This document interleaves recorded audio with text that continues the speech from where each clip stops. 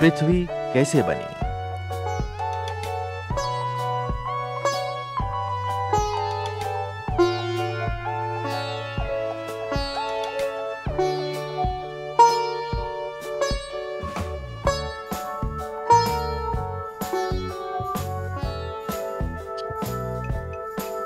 प्रिय इंदु, तुम जानती हो कि धरती सूरज के चारों तरफ घूमती है और चांद धरती के चारों तरफ घूमता है। शायद तुम ये भी जानती हो कि ऐसे और भी कई पिंड हैं जो धरती की तरह सूरज का चक्कर लगाते हैं।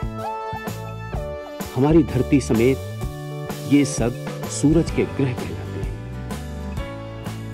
चांद धरती का उपग्रह कहलाता है क्योंकि वो धरती के ही आसपास रहता है। दूसरे ग्रहों के भी अपने अपने उपग्रह हैं। सूरज, उसके ग्रह और ग्रहों के उपग्रह मिलकर एक सुखी परिवार बन जाता है। इस परिवार को सौर जगत कहते हैं। सौर का अर्थ है सूरज का, और क्योंकि सूरज इन सब ग्रहों का पिता है, इसलिए इस पूरे समूह को सौर जगत कहते हैं।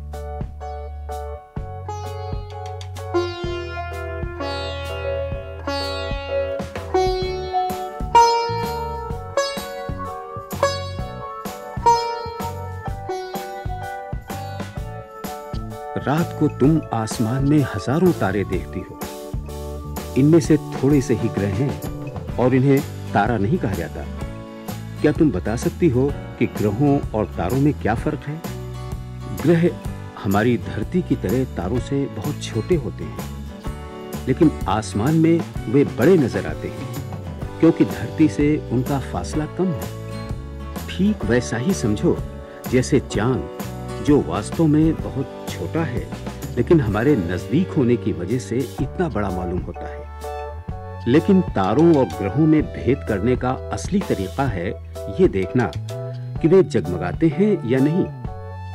तारे जगमगाते हैं, ग्रह नहीं जगमगाते। इसका कारण यह है कि ग्रह केवल इसलिए चमकते हैं क्योंकि सूरज की रोशनी उन पर पड़ती है। चांद और ग्रहों में जो चमक हम देखते हैं वो असल में सूरज की रोशनी है।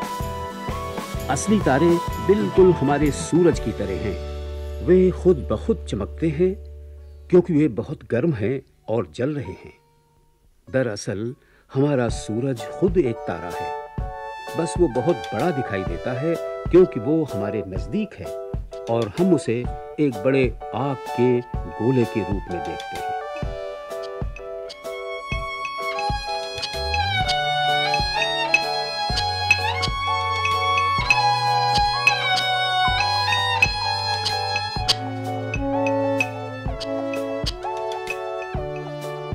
अब तुम्हें मालूम हो गया कि हमारी धरती सूरज के परिवार में है, यानी सौर जगत में है। हम समझते हैं कि धरती बहुत बड़ी है और हमारी जैसी छोटी सी चीज के मुकाबले वो है भी बहुत बड़ी। किसी तेज रेल गाड़ी या जहाज पर बैठकर भी इसके एक हिस्से से दूसरे हिस्से तक जाने में हफ्तों और महीनों लग जाते हैं। लेकिन हमें चाहे ये कितनी ही बड़ी दिखाई दे, असल में ये धूल के एक कण की तरह हवा में लटकी हुई है। सूरज धरती से करोड़ों मील दूर है और दूसरे तारे इससे भी ज्यादा दूर हैं।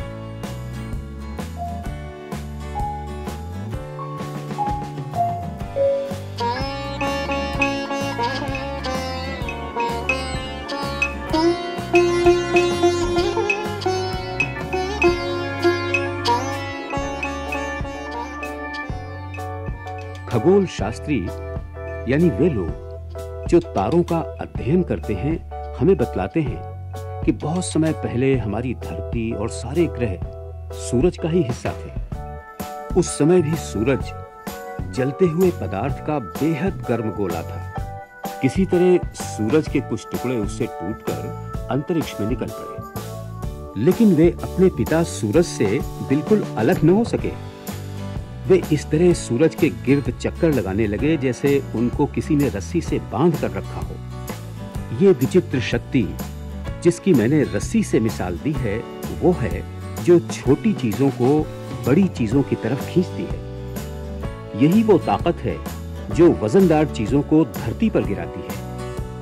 हमारे निकट धरती ही सबसे विशाल चीज है, इसी से वो हर एक चीज को अपनी तरफ खींचती है।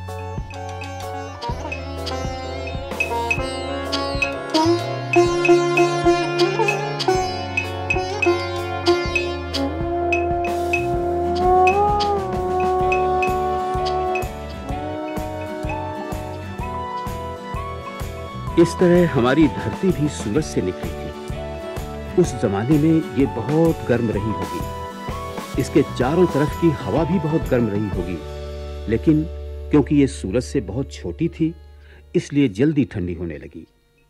सूरज की गर्मी भी दिन पर दिन कम होती जा रही है, लेकिन सूरज को बिल्कुल ठंडा होने में लाखों बरस लगेंगे। धरती को ठंडा होने में कम समय लगा।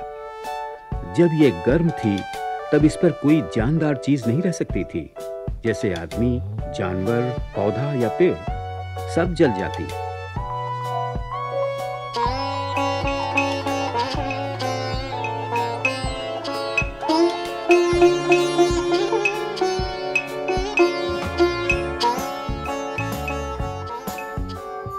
कुछ लोगों की धारणा है कि जिस तरह सूरज का एक टुकड़ा टूटकर धरती बन गया, उसी तरह धरती का एक टुकड़ा टूटकर चांद बन गया।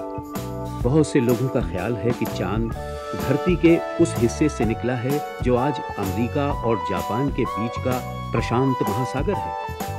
खैर, धीरे धीरे धरती ठंडी होने लगी। उसे ठंडा होने में बहुत समय लगा। धीरे धीरे धरती की ऊपरी सतह तो ठंडी हो गई, लेकिन उसका भीतरी हिस्सा गर्म बना रहा। अब भी अगर तुम किसी कोयले की खान में घुसो, तो जैसे जैसे तुम नीचे उतरोगी, गर्मी बढ़ती जाएगी। अगर तुम धरती के अंदर बहुत दूर तक जा सको, तो तुम्हें धरती अंगारे की तरह मिलेगी। चांद भी धीरे धीरे ठंडा होने लगा, और क्योंकि वो धरती से छोटा था, इसलिए उसके ठंडा होने में कम समय लगा। उसकी ठंडक बड़ी सुखद होती है ना? उसे ठंडा चांद कहते हैं। शायद वो बर्फ की नदियों और बर्फ से ढके हुए मैदानों से भरा हुआ है।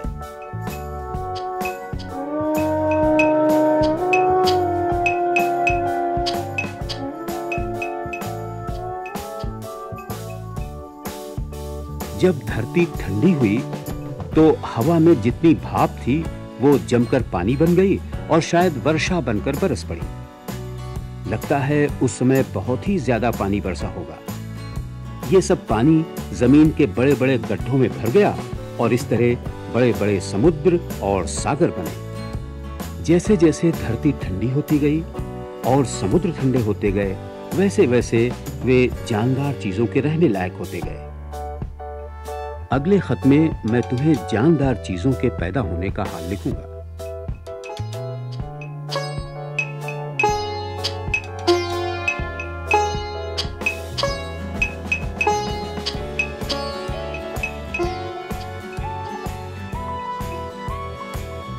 ये पत्र जब लिखे गए थे, उसके बाद से कई बातों में वैज्ञानिक जानकारी और दृष्टिकोण बदल गए हैं, और आधुनिक विज्ञान ने सिद्ध कर दिया है कि चंद्रमा पर न हवा है, न पानी है, केवल चट्टानें हैं और बालू है।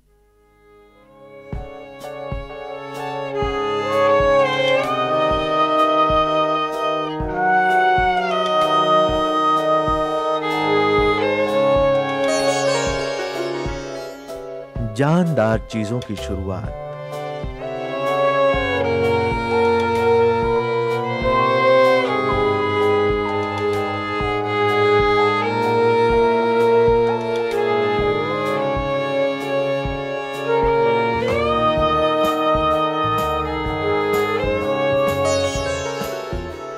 प्रिय इंदु, पिछले खत में मैं तुम्हें बता चुका हूं कि एक लंबे समय तक धरती इतनी गर्म रही होगी कि उस पर कोई जानदार चीज नहीं रह सकती होगी। धरती पर जीवन कब शुरू हुआ और शुरू के जीव क्या थे, ये बड़ा रोचक सवाल है, पर इसका जवाब देना आसान नहीं है। पहले ये समझना होगा कि जान क्या है।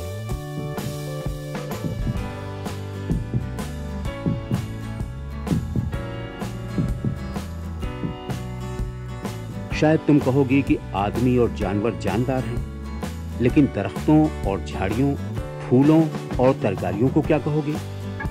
ये मानना पड़ेगा कि वे सब भी जानदार हैं। ये बढ़ते हैं, पानी पीते हैं, हवा में सांस लेते हैं और मर जाते हैं। दरख्त और जानवर में खास फर्क यह है कि दरख्त चलता फिरता नहीं है। तुम्हें याद होगा कि मैंने लंदन के क्यू गार्डन में तुम्हें कुछ पौधे दिखाए थे जिन्हें ऑर्किड और पिचर कहते हैं। जानती हो, ये सचमुच मक्खियां खाते हैं। इसी तरह कुछ जानवर भी हैं, जैसे स्पंज, जो समुद्र के नीचे रहते हैं और चल फिर नहीं सकते। कभी कभी तो किसी चीज को देखकर यह बतलाना मुश्किल हो जाता है कि वो पौधा है या जानवर। जब तुम वनस्पति शास्त्र और प्राणी विज्ञान पढ़ोगी तो तुम इन अजीब चीजों को देखोगी जो न पूरी तरह से जानवर हैं न पौधे। कुछ लोगों का ख्याल है कि पत्थरों और चट्टानों में भी एक किस्म की जान है और उन्हें भी एक तरह का दर्द होता है, मगर इसे देख पाना मुश्किल है। शायद तुम्हें उन सज्जन की याद होगी जो हमसे जिनीवा में मिलने आए थे। उनका नाम है सर जगदीश बोस। उन्होंने परीक्षणों द्वारा साबित किया है कि पौधों में जान होती है। उनका ख्याल है कि पत्थरों में भी कुछ जान होती है।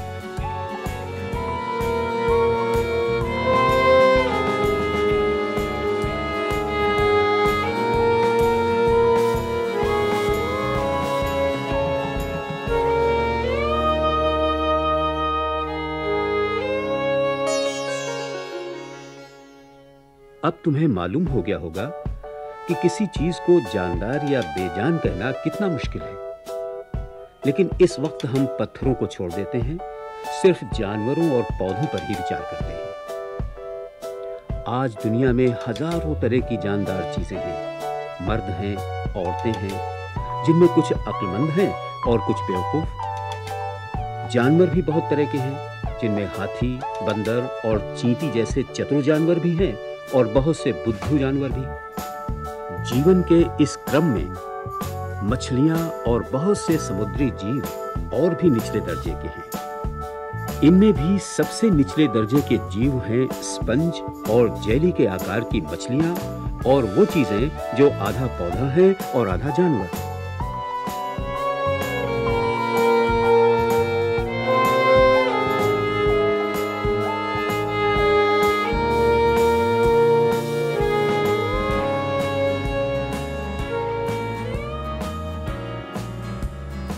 अब हमें इस बात का पता लगाना है कि ये अलग अलग तरह के जानवर एक साथ वजूद में आए या एक एक करके धीरे धीरे। हम इसका पता कैसे लगाएं? उस पुराने जमाने की किताबें तो है नहीं, लेकिन क्या प्रकृति की पुस्तक हमारी मदद कर सकती है?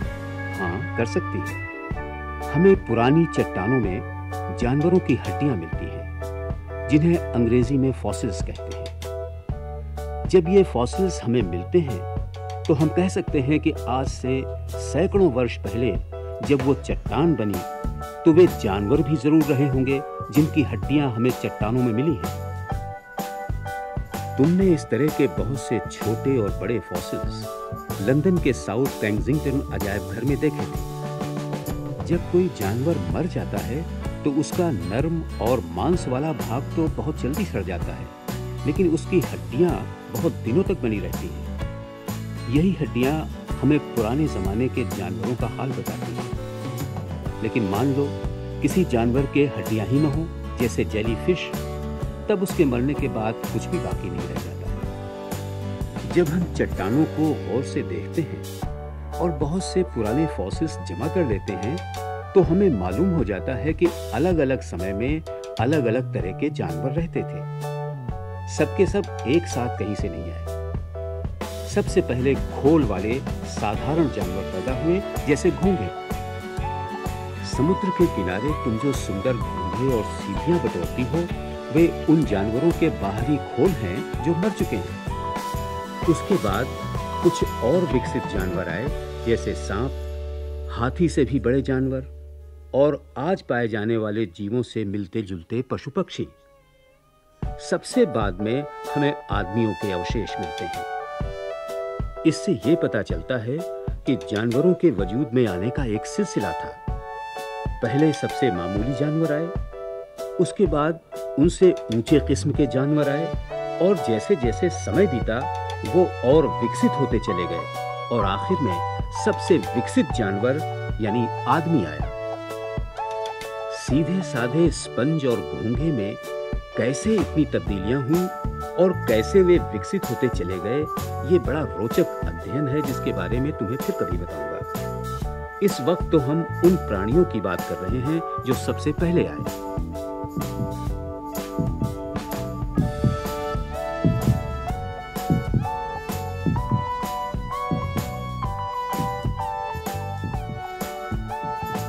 धरती के ठंडा हो जाने के बाद शायद सबसे पहला जीव वो नर्म जेली जैसी चीज थी जिस पर न कोई खोल था न कोई हड्डी। वो समुद्र में रहती थी। इनके फॉसिल्स नहीं मिलते क्योंकि इनकी हड्डियां थी ही नहीं, इसलिए हमें अनुमान ही लगाना पड़ता है। आज भी समुद्र में जेली के आकार के जीव पाए जाते हैं। ये गोल होते हैं, लेकिन इनका आकार लगातार बदलता रहता है क्योंकि इनमें न कोई हड्डी होती है न कोई खोल। अगर तुम इनका चित्र देखो तो पाओगी कि इनके बीच में एक बिंदु होता है, इसे केंद्र कहते हैं, और ये एक तरह से इनका दिल है।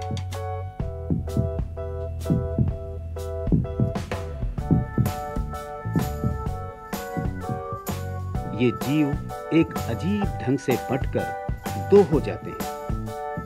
पहले वे एक जगह से पतले होने शुरू होते हैं और तब तक पतले होते चले जाते हैं जब तक कि टूटकर दो जेली जैसे जीव नहीं बन जाते। इन दोनों की शक्ल पहले वाले जीव जैसी ही होती है। तुम देखोगी कि केंद्र या दिल के भी दो टुकड़े हो जाते हैं और दोनों हिस्सों को एक एक दिल मिल जाता है। इस तरह ये जीव विभाजित होते चले जाते हैं और संख्या में बढ़ते चले जाते हैं।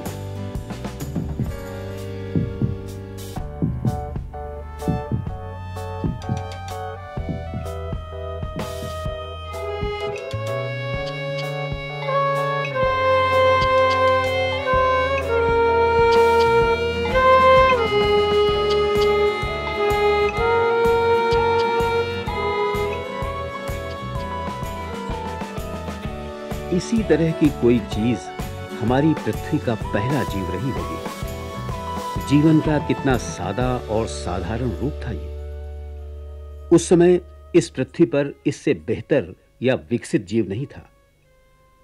असली जानवर तब तक पैदा नहीं हुए थे और आदमी के आने में तो अभी लाखों बरस बाकी थे। इन जेली जीवों के बाद समुद्री घास, घोंघे, केकड़े और कीड़े आए। उसके बाद मछलियां आईं। इनके बारे में हमें बहुत सी बातें मालूम हैं क्योंकि इनमें हड्डियां थीं या उन पर कड़े खोल थे। इन्हें वे हमारे लिए छोड़ गईं ताकि उनके मरने के बहुत समय बाद भी हम उन पर गौर कर सकें। घोंघे समुद्र तल की मिट्टी में पड़े रह गए। समय के साथ साथ उन पर मिट्टी और बालू जमा होती गई और इस तरह ये सुरक्षित रह सके। मिट्टी और बालू के दबाव से नीचे की मिट्टी सख्त होती चली गई। वो इतनी सख्त हो गई कि चट्टान बन गई। इस तरह समुद्र तल में चट्टानें बनी। फिर भूचाल या किसी और वजह से ये चट्टानें समुद्र से ऊपर आ गईं और जमीन सूख गई। ये सूखी चट्टानें नदियों और वर्षा के जल से धुलती रहीं और जो घोंघे लाखों बरसों से इनमें छिपे थे वे बाहर आ गए। इस तरह हमें ये घोंघे या फॉसिल्स मिलते हैं और उनका अध्ययन करने के बाद हम ये पता लगा पाते हैं कि पुराने समय में हमारी पृथ्वी कैसी थी। अगले पत्र में हम इस बात पर विचार करेंगे कि साधारण जीव किस तरह विकसित होते होते आज के जीव जैसे हो गए।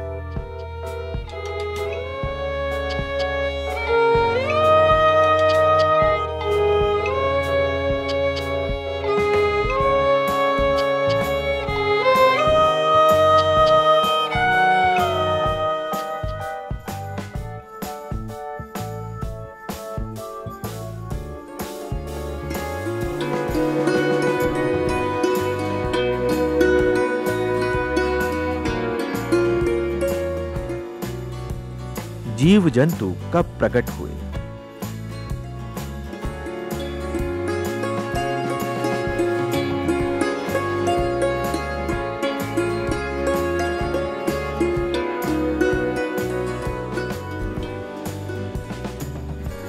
प्रिय इंदु, अब तक हम इतना जान चुके हैं कि हमारी पृथ्वी पर जीवन समुद्री जीव जंतु और पानी में होने वाले पौधों के रूप में विकसित हुआ।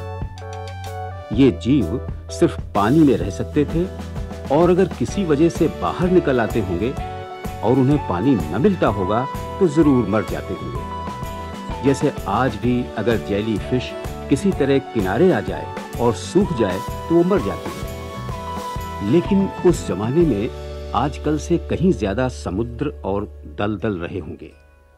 हाँ, वे मछलियां और दूसरे समुद्री जीव जिनकी खाल जरा ज्यादा सख्त थी, सूखी जमीन पर दूसरों से कुछ ज्यादा देर तक जी सकते होंगे।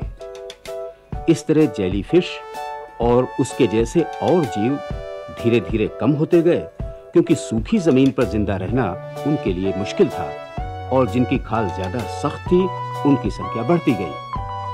कितनी मजेदार बात है ना। इसका मतलब यह है कि जीव जंतु धीरे धीरे अपने को आसपास के वातावरण के अनुकूल बना लेते हैं।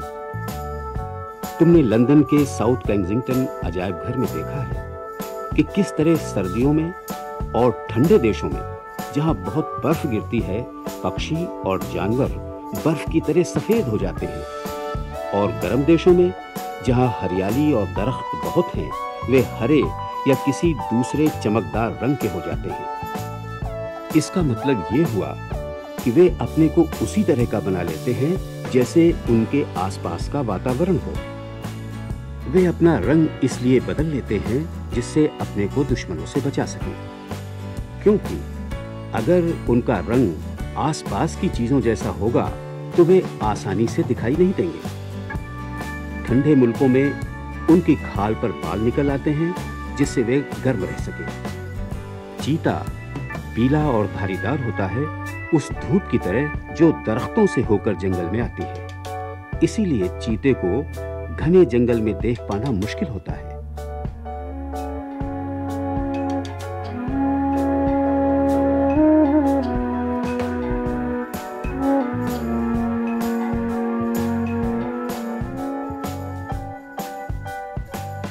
जीव जंतुओं का इस तरह अपने आप को वातावरण के अनुकूल बना लेना बहुत रोचक और महत्वपूर्ण बात है। ऐसा नहीं कि जीव जंतु खुद अपने को बदलने की कोशिश करते हैं, लेकिन जो जीव जंतु आसपास के वातावरण के अनुकूल बन जाते हैं, उनके जिंदा रहने की संभावना बढ़ जाती है। इस तरह उनकी तादाद बढ़ने लगती है जबकि दूसरों की नहीं बढ़ती। इससे बहुत सी बातें समझ में आ जाती हैं।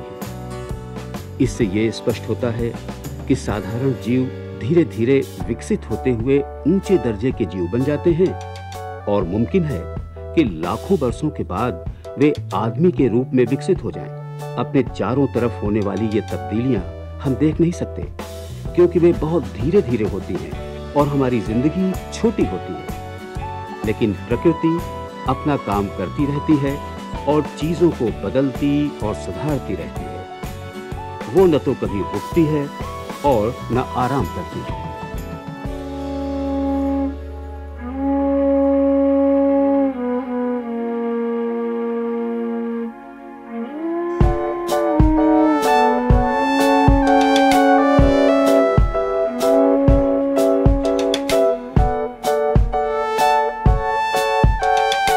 तुम्हें याद होगा कि मैंने तुम्हें लिखा था कि पृथ्वी धीरे धीरे ठंडी होती गई और सूखती गई। जैसे जैसे ये ठंडी हुई, इसका जलवायु बदला और उसके साथ ही बहुत सी चीजें बदल गई। पृथ्वी बदलती गई तो जानवर भी बदलते गए और नए नए किस्म के जानवर पैदा हुए।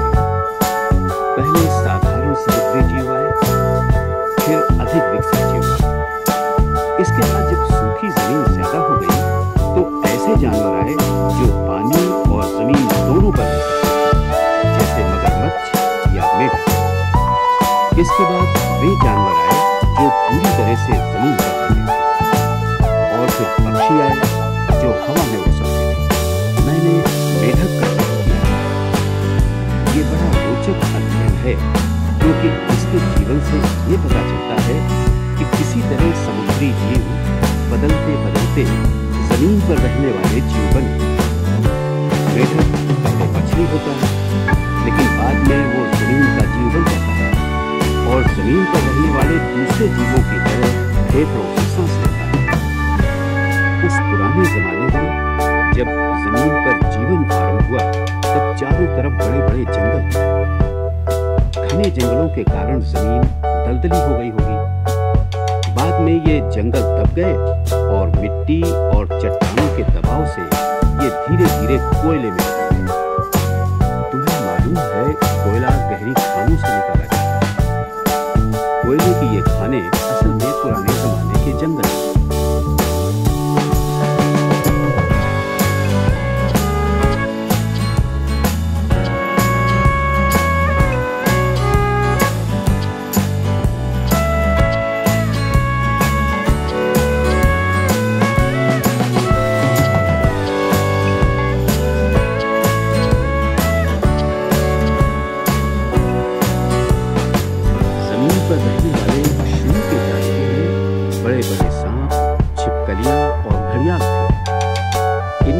कोई 100 फीट लंबे थे। जरा सोचो, 100 फीट लंबे सांप और छिपकलियां। तुम्हें याद होगा कि तुमने इन जानवरों के घोंसले जंगल के अजायब खाने देखे। बाद में वे जानवर आए जो आज के जानवरों से मुक्त हैं। ये स्तनपायी जीव कहलाते हैं, क्योंकि ये अपने बच्चों को दूध देते हैं। पहले वे भी आजकल के जानवरों से बहुत बड़े होते थे। जो जानवर आदमी से बहुत मिलता है वो बंदर या बनमानुस है। इसीलिए लोग सोचते हैं कि आदमी बनमानुस का वंशज है। इसका मतलब ये हुआ कि जिस तरह हरेक जानवर ने अपने को आसपास के वातावरण के अनुकूल बना लिया और विकसित होता गया, उसी तरह आदमी भी पहले एक बनमानुस ही था।